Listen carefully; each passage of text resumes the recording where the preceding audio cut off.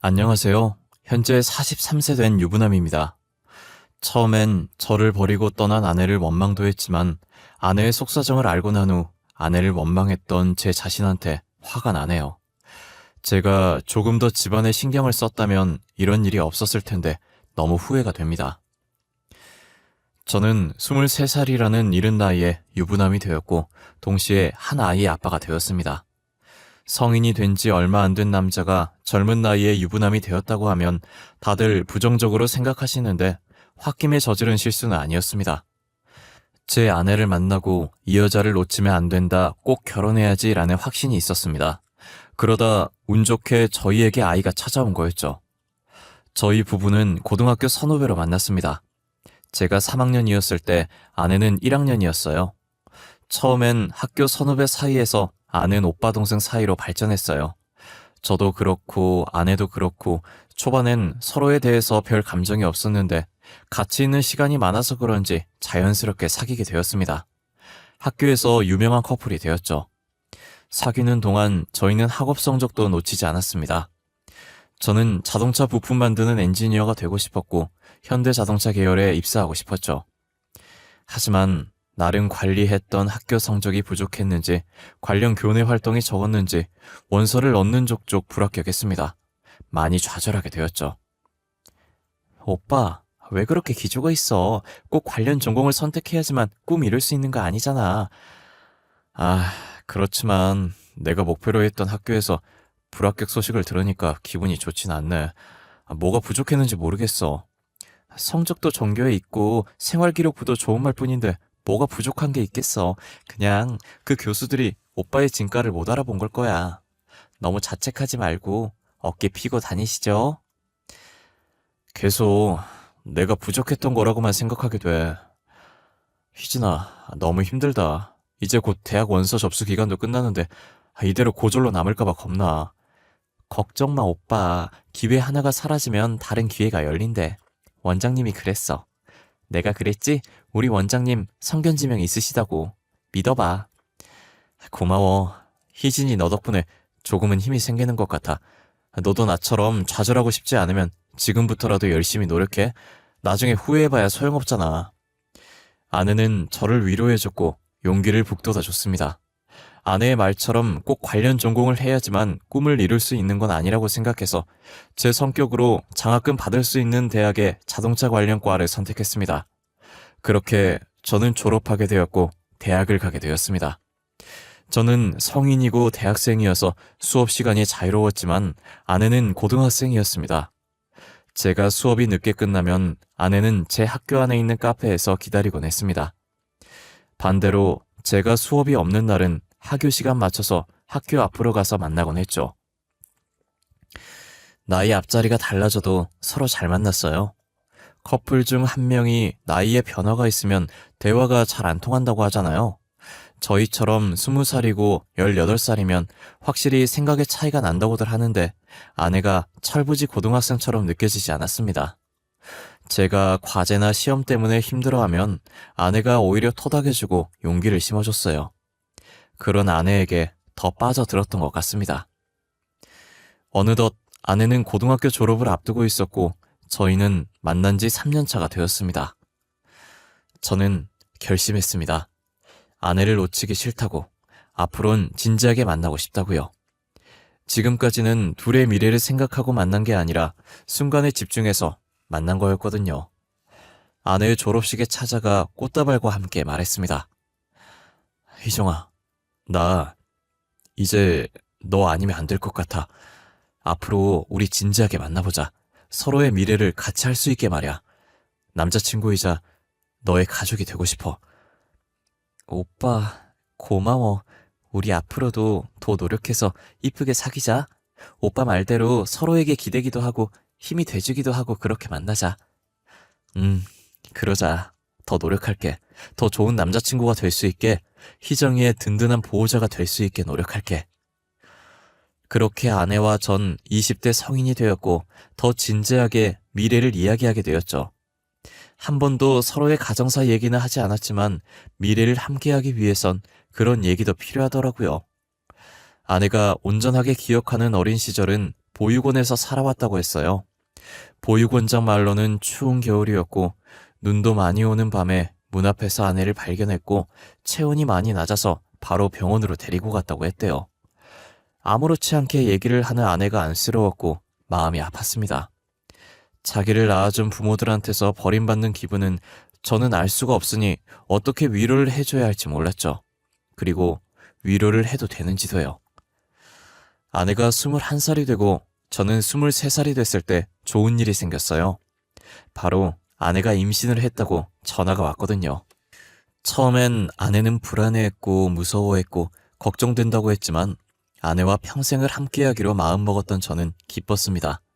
그래서 아내를 안심시켰고 무조건 책임질 거고 결혼할 거라고 했습니다. 그제서야 아내는 조금 안심이 되었는지 진정하더라고요. 아내에겐 미안하지만 임신 상태이고 아직 모아둔 돈이 없어서 결혼식을 먼저 하는 것보다 혼인신고를 먼저 하기로 하자고 했어요. 아내도 흔쾌히 그러자고 했고요. 혼인신고할 때 보증인이 필요하다고 해서 보육 원장님한테 부탁했고 원장님도 축하한다면서 응원해 주셨죠. 시간 지체할 거 없이 바로 아내를 제 집으로 데리고 가서 어머니한테 허락받기로 했습니다. 제 어머니는 일찍 아버지와 사별 후 홀로 저를 키웠습니다. 그렇기에 아들인 저에게 의지하고 조금 집착하는 면을 보이긴 했습니다. 그래도 하나뿐인 아들이 간절하게 원하는데 반대할 거라고는 생각 못했습니다. 엄마, 저 결혼하고 싶은 사람 생겼어요. 많이 사랑하고 이 사람 아니면 평생 노총각으로 살고 싶을 정도예요. 어려서 철없는 소리 하는 것도 아니에요. 진호야, 그게 갑자기 무슨 소리야? 결혼이라니.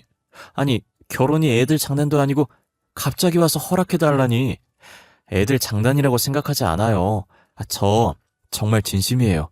그리고 저희 둘에게 아이가 생겼어요. 아이 때문에 결혼하려는 건 아니고요. 제 아내가 될 사람은 희정이 뿐이에요. 아이? 진호, 너는 조용히 해봐. 그쪽이 말해봐요. 아이는 무슨 말이고 결혼을 한다니. 그쪽 부모님도 다 알고 있어요? 부모님은 모르시고 보육 원장님은 알고 계세요. 어머니 죄송하지만 저도 오빠도 둘 다 진심이에요. 허락해 주세요. 뭐? 보육 원장님? 지금 고아라는 거예요? 어디서 고아 주제? 우리 아들을 꼬셔서 덜컥 임신해서 허락을 받으러 와. 보육 원장은 당연히 지 자식이 아니니까 쉽게 허락하겠지. 그런 식으로 말하지 마세요. 희정이한테 신뢰되는 말이잖아요. 저희 둘 결혼하는데 부모님이 계시든 말든 무슨 상관이에요. 저희만 행복하면 되는 거잖아요. 아까 엄마가 얘기했지. 결혼은 애들 장난이 아니라고. 고아를 어떻게 네 짝으로 허락하냔 말이야. 아휴, 어디 가서 엄마 창피해서 며느리라고 소개라도 할 수 있겠니? 우리 집에 재벌도 아니고 저도 아빠 안 계시잖아요. 그렇게 치면 저도 어디 가서 떳떳하지 못할 입장이라고요. 네 아버지는 돌아가신 거잖아. 너랑 저 여자랑 상황이 같다고 생각해? 철없이 굴지 말고 정신 차려, 진호야. 응? 그쪽도 정신 차려요. 이 결혼이 말이 된다고 생각해요? 더 늦기 전에 아이는 지우고 각자 살 길 찾아서 떠나요. 엄마, 지우라니. 그게 더 말 안 되는 소리예요. 한 생명을 어떻게 그렇게 쉽게 말할 수 있어요? 저 엄마한테 오기 전에 이미 혼인신고하고 왔어요. 돌이킬 수 없어요. 그만 포기하시고 허락해 주세요. 뭐? 뭘 했다고? 아이고, 부처님. 어떻게 하려고 넌 혼인신고부터 한 거야? 너 정말 저 여자 책임이라도 질 셈인 거야? 진호야, 한순간에 치그려 결정할 문제가 아니야. 응? 잘 생각해봐. 저희 둘 고등학생 때부터 교제했어요. 벌써 4년이나 만났어요. 그 정도면 충분히 겪어봤고 희정이에 대해서 알 만큼 알아봤다고 생각해요. 제 인생에서 여자는 희정이 뿐이고 아내가 될 사람도 희정이 뿐이에요. 너 나중에 네 선택에 후회하지 마. 무슨 결혼 허락을 받으러 온 게 아니라 통보구만. 에휴. 혼인신고를 먼저 했다는 말에 어머니는 배신당한 얼굴을 하고 저를 쳐다보셨고 더 이상 반대를 하지 않았어요. 결혼식은 아이 출산하고 올리겠다고 말했고 이번 학기 끝나면 휴학하고 돈 벌 거라고도 했어요. 어머님은 아내 보고 집에 들어와서 살고 살림하는 걸 배우라고 하셨죠. 그렇게 해서 저희 둘은 어머니와 같이 살게 되었습니다. 아내는 학교를 자퇴를 하게 되었고 저는 1학년 2학기를 마치고 바로 휴학을 했습니다. 휴학하자마자 바로 일자리를 알아봤습니다.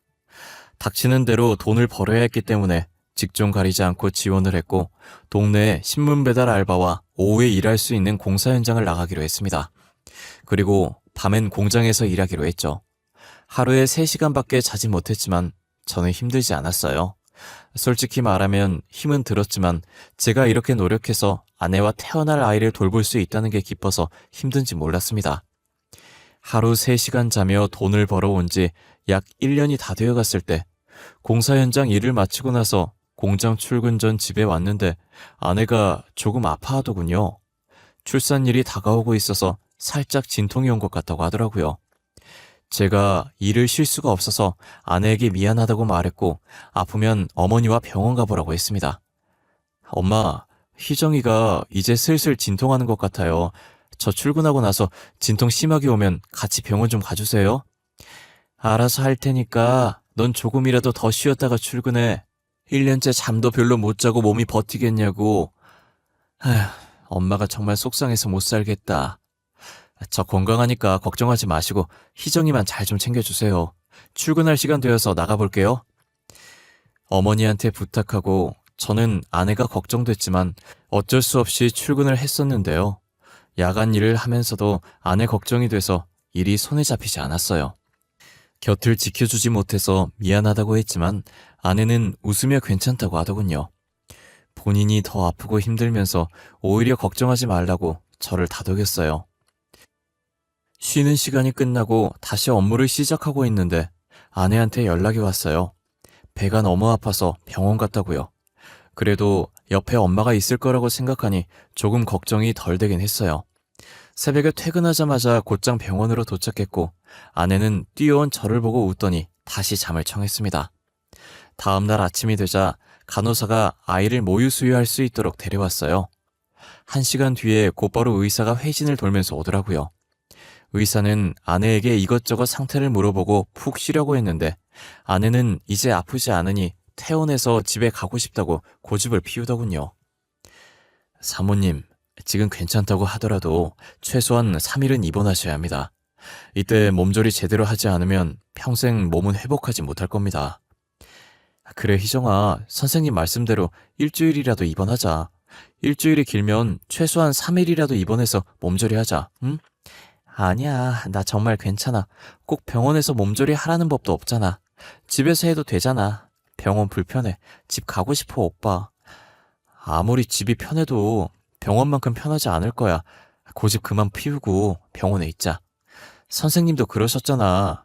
제대로 몸 관리 안 하면 평생 아플 거라고. 내가 출산했고 내가 더 몸 상태 잘 알아. 정말 괜찮아. 선생님, 저 지금 퇴원하고 싶어요. 계속해서 아내는 퇴원하겠다고 고집을 부렸습니다. 아내 말대로 본인의 몸 상태는 본인이 제일 잘 알겠지만 전문의가 최소한 3일은 입원하라고 했기에 그러길 바랬죠. 하지만 계속되는 아내의 고집을 꺾을 수가 없었습니다. 퇴원 후 집으로 돌아온 아내는 어머니 방으로 들어가 아기를 보여줬습니다.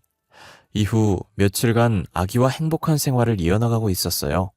그런데 상상하지 못한 일이 저에게 일어나고 말았습니다. 같이 일하던 동료가 애아빠 된 기념으로 저녁을 사주겠다고 하더군요. 그래서 새벽이 가까운 시간에 식사가 끝나서 할 수 없이 공장으로 출근했습니다. 공장 휴게실에서 아내에게 전화를 해보니 아내가 자고 있는지 전화를 받지 않더군요. 불안한 마음에 통근버스를 타고 빠르게 집으로 들어갔습니다. 현관문을 열자마자 아기가 큰 소리로 울고 있더군요. 그런데 있어야 할 아내가 보이지 않았습니다.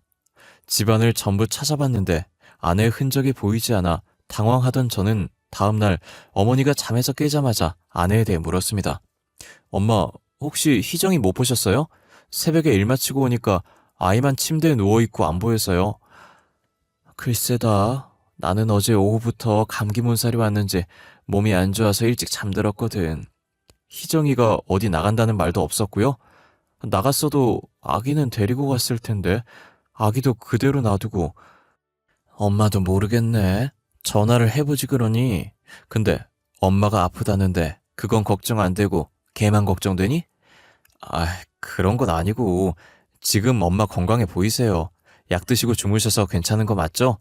저는 희정이한테 전화라도 해봐야겠어요. 쉬세요. 아휴, 아들 키워봤자 소용없다더니 그 말이 딱 맞네. 애엄마가 나가긴 어딜 나가. 조금만 기다리면 알아서 들어오겠지. 방에서 나와 휴대폰을 들고 아내에게 계속 전화를 했지만 받지 않았습니다. 아기를 혼자 둘 수도 없고 아내가 혹시라도 집에 들어올 수 있으니 하루는 일을 쉬겠다고 반장님한테 말하고 집에 있었습니다. 옷장과 신발장을 확인했지만 아내 물건은 그대로였어요. 아내가 제 발로 집을 나간 건지 알 수 없던 저는 가까운 파출소에 실종 신고를 하러 갔는데요. 아내가 어제 밤부터 연락이 되질 않아서 실종 신고 좀 하려고 하는데요. 아내요? 에이, 성인이 무슨 실종이라고. 혹시 아내가 수상한 적은 없었나요? 뭐 폰을 숨긴다든지 자주 외출을 하다던가. 지금 무슨 말씀을 하고 싶으신 거죠? 제 아내 출산한 지 얼마 안 된 사람입니다. 수상한 짓 한 적도 없고요. 빨리 실종 신고해 주시고 수사해 주세요. 성인이 실종되는 일은 잘 없습니다. 그런 일이 있더라도 극소수이고요. 잘 생각해 보세요. 최근에 집을 나갈 만한 이유가 분명히 있었을 겁니다. 이보세요. 지금 제 아내가 바람이라도 폈다는 건가요? 증거 있어요? 제 아내 아시냐고요? 알지도 못하면 그런 말 하는 건 아니죠. 증거가 있었으면 선생님이 실종 신고하러 왔겠습니까? 아까도 말했다시피 실종이 아닐 겁니다. 바람이 아니라면 가출이라도 했겠죠. 당신 경찰 맞습니까? 시민이 신고를 하면 이런 식으로 대하나요? 그러다가 제 아내가 잠깐 나갔다가 모르는 사람한테 납치라도 당한 거면요. 그땐 어쩌시려고 이런 식으로 대하는 겁니까? 예. 선생님, 말씀대로 신고 접수해드릴게요. 하지만 다 큰 성인이고 뚜렷한 목적이 보이지 않으니 실종 신고 말고 가출 신고로 접수해드리겠습니다. 됐습니까? 여기 불친절로 민원 넣으려면 어떻게 해야 합니까? 이래서 시민들이 안심하고 지낼 수 있겠냐고요. 순경이 아내를 불륜녀로 몰아가는 게 어이없고 화가 났습니다. 제가 민원 넣겠다고 하니 신고 접수한 순경 말고 옆에 있던 다른 순경이 와서 저를 달래며 진정시켰고 귀가하라고 하더군요. 저는 흥분한 마음을 가라앉히고 집으로 돌아왔습니다. 그때까지도 아내는 집으로 돌아오지 않았습니다. 제가 알고 있는 아내 친구들에게 연락을 돌렸지만 다들 아내와 연락이 안 된다고 하더군요. 아내의 가출 신고를 하고 나서 저는 더 이상 생계를 이어나갈 수 없었습니다. 경찰에서 제대로 수사해주지 않을 것 같아서 개인적으로 전단지를 만들어서 시민들에게 나눠주기도 했어요. 전단지를 배포하고 나서 제보 전화가 왔지만 모두 다 포상금에만 관심이 있었던 연락이었습니다. 별로 도움되는 제보는 없었죠. 제가 밖에서 아내를 찾는 동안 어머니는 연로하신 몸으로 아직 갓난아들의 육아를 도맡아 해주셨어요. 그로 인해 원래 건강이 좋지 않았던 어머니도 몸 상태가 급격하게 나빠지셨죠. 결국 아내를 2년 넘도록 찾아놨었지만 찾지 못했고 같이 살던 어머니는 이제 거동도 불가능할 정도로 건강이 나빠지셔서 병원에 들렸지만 의사는 제게 마음의 준비를 하라고 하더군요. 병원에서 해줄 게 없다며 간단한 수액만 맞춰주고 집에서 쉬려고만 하셨습니다. 방에 어머니를 눕혀드리고 나가려고 했지만 어머니가 제게 할 말이 있다며 잠시 앉아보라고 하더군요. 진호야, 이때까지 내가 너한테 말 못한 게 있는데 2년 전에 행방불명된 네 아내 말이다. 아무래도 나 때문인 것 같구나. 엄마, 그게 무슨 뜻이에요? 희정이가 집 나간 게 엄마 때문이라니요. 자세히 말 좀 해주세요. 너희 둘 임신했다고 찾아와서 허락해달라고 했을 때 그의 가족 사정을 알고 애기 핑계로 네 앞길을 막는다고 생각했어. 엄마, 제발요. 저는 잘난 게 뭐가 있다고 똑같은 사람을 그렇게 괴롭히신 거예요. 어떻게 책임지시려고요? 걔가 상처받는 게 뭐가 대수겠니? 나한테는 내 아들이 더 중요하지. 너 없을 때 매일 화내면서 안 해도 될 집안일을 시켰고 걔가 많이 힘들고 서러웠을 거다. 어떻게 그렇게 사람한테 모질게 대하실 수 있어요? 엄마도 같은 사람이잖아요.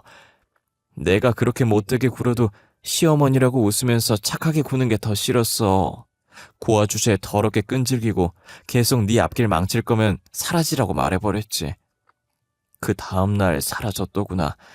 네가 힘들어하고 괴로워하는 모습에 후회 많이 했어. 그래서 속죄하는 마음으로 손주를 키워왔어. 어떻게 그 말을 지금에서야 하는 건데요? 제가 그동안 얼마나 아내가 돌아오길 기다렸는데 이제 양심 고백이라도 하시는 거예요? 미안해. 엄마가 너무 어리석었어. 내가 살아있는 동안 그 아이를 찾았다면 용서를 빌고 싶었는데. 저는 더 이상 어머니의 말을 듣기 힘들어 집을 나와버렸습니다.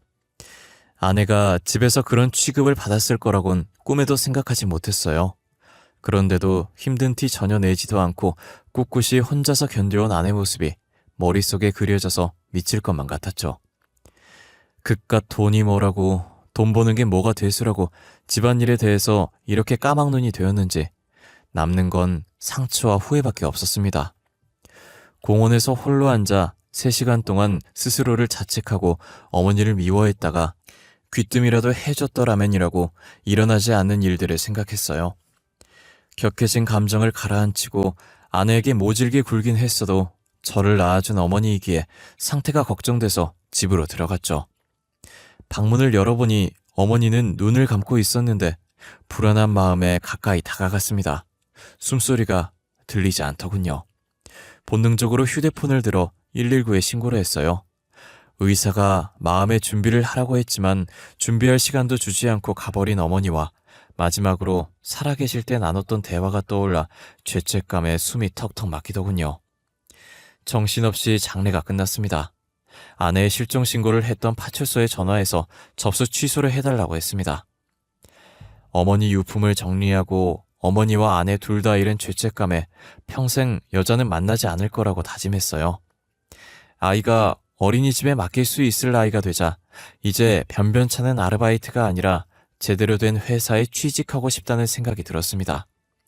그래서 대학교에 다시 복학해서 2년을 공부해서 졸업장을 받았고 자동차 정비 전공을 살려 정비소에 취직하게 되었죠.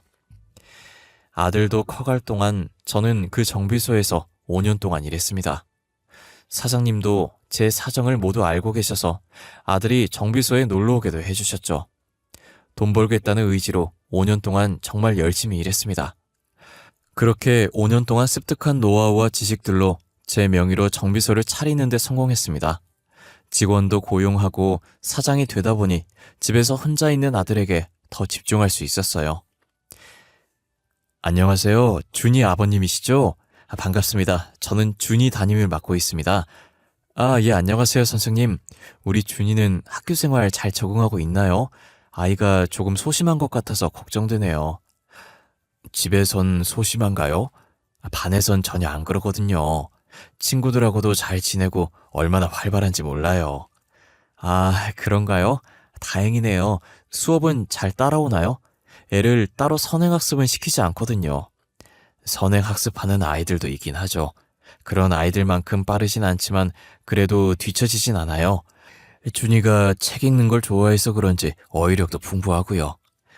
상담 오기 전까지 안 좋은 소리 들을까봐 얼마나 걱정했는지 모르겠어요. 이제야 안심이 되네요. 학부모 상담을 할 때마다 담임 선생님들은 입이 닳도록 칭찬을 하곤 했습니다. 아들은 제 걱정이라도 아는 듯 한 번도 엇나간 적 없고 중고등학교 입학해선 반장을 놓치지 않고 2학년 땐 전교 회장 선거에 나가 뽑혔죠. 제 인생에서 제일 잘한 일 중 하나가 아들을 만난 거라고 자부합니다. 아빠, 저 여자친구 생겼어요. 같은 반이고 부반장이래요. 같은 학급일 하다 보니 많이 친해지게 됐어요. 그래? 어떤 점이 좋아서 사귀게 됐는데? 얼굴이 이뻐서 그러냐? 아들과 저는 친구처럼 편하게 대화하고 서로에게 비밀이 없습니다. 엄하게 교육하지도 않았고 직장이 바빠서 무신경하지도 않았으니 그럴 수밖에 없는 거죠. 아들도 제 노력을 알아줘서 고맙기도 했고요. 제 눈엔 당연히 이쁘죠. 일단 성격이 너무 좋아요. 계산적이지 않고 굳은 일까지 개의치 않고 하려고 해요. 조금 사려도 될 텐데. 너희 엄마도 그랬었어. 그런 면에서 아빠도 반했지 뭐야. 언제 한번 데리고 와서 얼굴이라도 보여줘. 궁금하네. 아들 애인이 어떤지. 그러면 요번 주말에 시간 되세요? 시험 기간이라서 같이 공부하기로 했는데 우리 집에서 하려고요. 아빠는 아들이 시간 빼달라고 하면 언제든지 가능하지. 그럼 간식이라도 해놓을까? 그날 떡볶이 해놔야겠다. 좋아요. 우리 둘 다 떡볶이 좋아하거든요. 저도 아빠처럼 빨리 가정 가지고 싶어요. 안정적인 가정. 저는 아들에게 아내의 이야기를 숨기지 않았어요. 모든 상황을 다 말하지 않았지만 아내가 아들을 싫어해서 떠난 게 아니라 아내도 어렸고 감당할 수 없는 일이 있었다는 식으로 말이죠. 아들은 겉으로 이해한다고 했는지 진짜 이해했는지 모르겠지만요. 저처럼 빨리 가정을 가지고 싶다고 하면 저는 응원할 겁니다. 어느덧 아들은 고등학교를 졸업했고 여자친구와 같은 대학교를 가게 됐습니다. 성인이 되어도 아들의 연애는 문제가 없었습니다. 그리고 여자친구를 데리고 와서 이젠 진지하게 미래를 함께하고 싶다고 결혼 전제로 만나고 싶다고 하더군요. 옛날 제 모습이 생각났습니다. 그땐 아내가 임신한 상태였지만 아들 커플은 혼전 임신을 하지 않았다는 것만 달랐어요. 또한 결혼을 반대했던 어머니의 모습도 떠올라 저는 군말 없이 허락해줬어요. 아버님, 심심하지 않으세요? 오늘 준이랑 영화 보기로 했는데 같이 보실 수 있나 해서 전화드렸어요. 둘이 데이트하지. 괜히 끼어드는 거 아닌가 모르겠네. 굳이 아빠 안 챙겨도 돼. 챙기는 게 아니라 제가 보고 싶어서 그래요.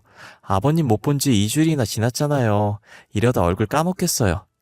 벌써 얼굴 안 본 지 2주나 됐다고? 그래, 같이 영화 보자. 밥은 아빠가 사줄게.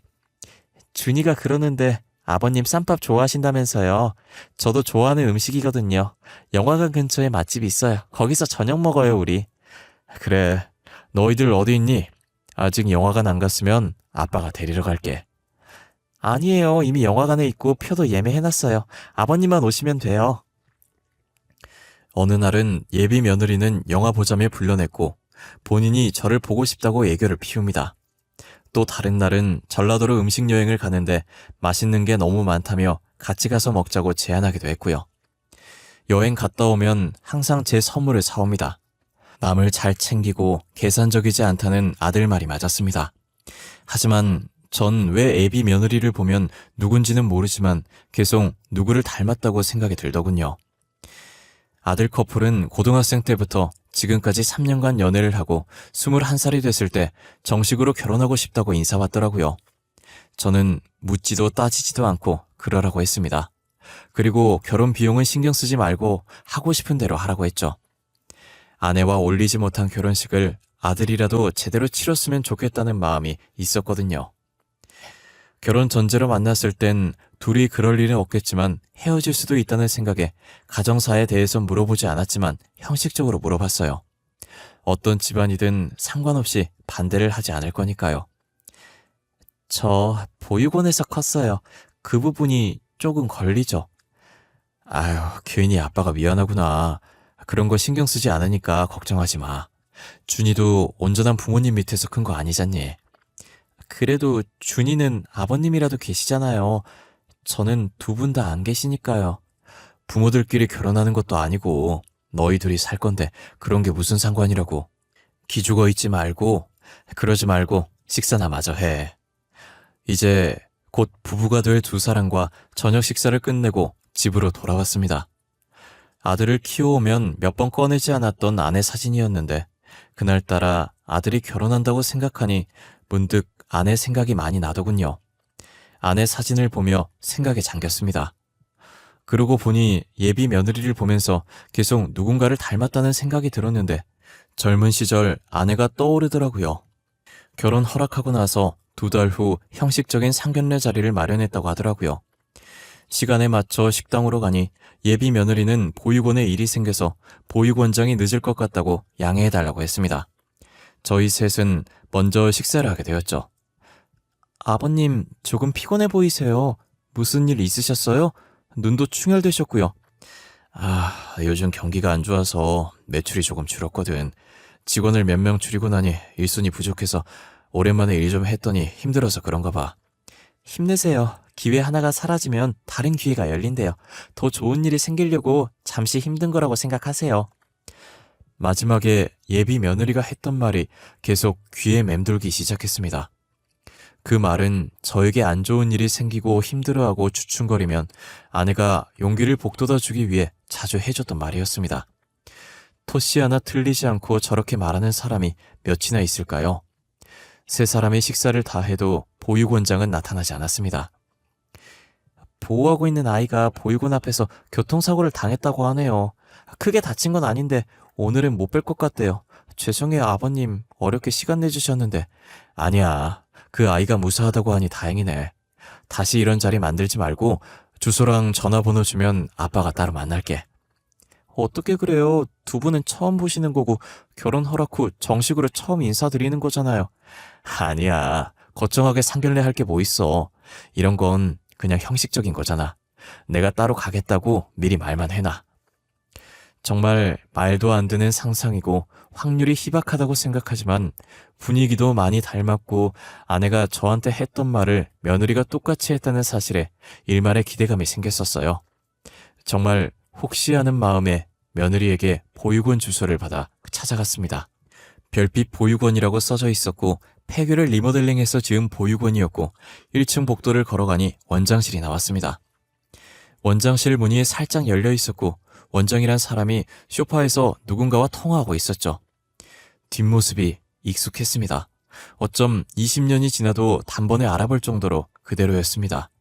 보육원 원장은 제가 그토록 찾아 헤맸던 아내였습니다. 저를 발견한 아내는 많이 놀란 듯 굳어 있었고 정신을 차린 아내는 묻지도 않고 종이컵에 믹스커피를 타서 제 앞으로 가져다 줬습니다. 서로 무슨 말을 먼저 해야 할지 누가 먼저 입을 열어야 할지 망설이고 있을 때 아내가 먼저 입을 열었죠. 돈 한 푼 없이 나간 아내는 제일 친했던 고등학교 동창집으로 찾아가 며칠만 지내게 해달라고 했었답니다. 친구 집에서 지내게 됐고 벼룩신문으로 일자리를 찾다가 고등학교 때처럼 보육원에서 자원봉사자를 찾는 구인 광고를 보게 됐답니다. 그때와는 다르게 아이들의 식사까지 하는 거였지만요. 한동안은 아기 생각나서 밤에 잠도 못 잤어. 나 하나만 참으면 되는 건데 애 엄마라는 사람이 애를 버리다니. 자책하지 마. 난 충분히 네 입장 이해할 수 있어. 너도 그때 성인 된 지 얼마 안 됐잖아. 너 잘못 없어. 다 우리 엄마가 잘못한 거지. 솔직히 말하면 자원봉사하는 것도 내 애한테 저질렀던 잘못을 속죄하기 위해서 한 것도 있어. 그래, 알아. 네 마음 다 알아. 누구도 너한테 삿대질 할 수 없어. 엄마가 먼저 살아야 애도 키울 수 있다고 생각해. 아이한테 미안하지만 다시 그 상황이 된다면 그 지옥 같은 시집살이 생활로 돌아가지 않았을 거야. 다시 그런 일 없을 거야. 있었어도 안 되고. 희정아, 내가 더 미안하다. 돈 벌어서 네가 원하는 결혼식 올려주고 싶었어. 그래서 너한테 무슨 일이 있었는지 신경 쓰지 못했어. 오빠가 왜 미안해. 나와 아이를 위해서 노력한 건데 그때 오빠한테 다 말했다면 우리 이렇게 되지 않았을까? 다 말했대도 또 다른 일이 생겼을 거야. 그냥 내가 안팎으로 더 신경을 썼어야 했어. 너를 행복하게 해주겠다고 했는데 그러지 못해서 너무 미안해. 다른 아이들을 보살피며 속죄해야겠다고 다짐했었답니다. 그렇게 보육원에서 숙식을 해결하며 적은 돈을 받고 봉사를 하고 지냈다고 하더라고요. 그러다 원장이 가지고 있던 지병이 악화되어 시골로 요양을 가게 되었는데 금전적으로 불평 안 하고 아이들을 헌신적으로 도와주는 아내를 좋게 봐서 믿고 보육원을 넘겨받았다고 했어요. 인수받고 서툴지만 나름의 방식으로 보육원을 운영하다 보니 2층짜리 단독주택으로 있던 보육원이 어느새 폐교로 옮기게 되었다고 했습니다. 여보, 희정아, 엄마 대신 내가 사과할게. 돌아가시기 전에 다 말해주시더라. 너한테 그렇게 막말하고 나서 많이 후회하셨다고. 엄마도 너처럼 속죄하는 뜻으로 준이 키웠다고. 이미 다 지나간 일이잖아. 어머님 마음도 이해할 수 있어. 오빠도 신경 쓰지 마. 네가 그런 일 당하는 줄 모르고 신경 쓰지 않아서 미안해. 모성애를 저버릴 정도로 힘들었는데 몰라서 미안해. 아내는 무릎 꿇은 저를 보고 깜짝 놀랐지만 일어날 생각이 없었습니다. 계속 미안하다고 사과를 하니 저도 모르게 눈물이 나왔습니다. 처음 보는 제 눈물에 아내도 놀랐는지 말이 없어졌죠. 눈물이 흘려도 아랑곳 안 하고 계속 사과를 했어요. 고개를 숙이고 있는 저를 보고 아내도 감정이 북받쳤는지 눈물을 보이더군요. 일어나, 오빠. 나도 미안해. 오빠 믿지 못하고 나 혼자 견디기만 해서. 이정아, 너무 미안해. 내가 다 잘못했어. 용서 바라고 이러는 거 아니야. 죽기 전에 꼭 사과하고 싶었어. 사과 받아줄게. 그러니까 일어나. 그 정도 했으면 됐어. 오랜만에 재회한 저희는 눈물 범벅이 되었고 아내는 사과를 받아줬습니다. 젊었을 때 혼전 임신을 하는 바람에 하지 못했던 프로포즈를 제대로 하고 싶었죠. 드라마처럼 거창하게는 못하지만 진심을 담아서 아내가 좋아하는 꽃다발과 고생한 아내 네 번째 손가락에 반지를 내밀었어요. 망설이던 아내가 눈물을 보이며 꽃다발과 반지를 받아줬어요. 저는 아내 받아준 반지를 왼손에 펴서 약지에 끼워주고 꼭 안아줬습니다. 그리고 마음속으로 사랑한다고 외쳤습니다. 현재는 아들 부부와 공동 결혼식을 치르고 저는 보육원 한켠에 별채처럼 건물을 올려서 아내와 함께 결혼 생활을 하고 있습니다. 제가 살면서 이렇게 누군가를 사랑하게 될지도 몰랐고 주변의 방해로 헤어질지도 몰랐고 다시 재회하게 될지도 몰랐습니다. 한번 잃어버린 사랑이기에 다시 잃어버리지 않게 노력할 겁니다.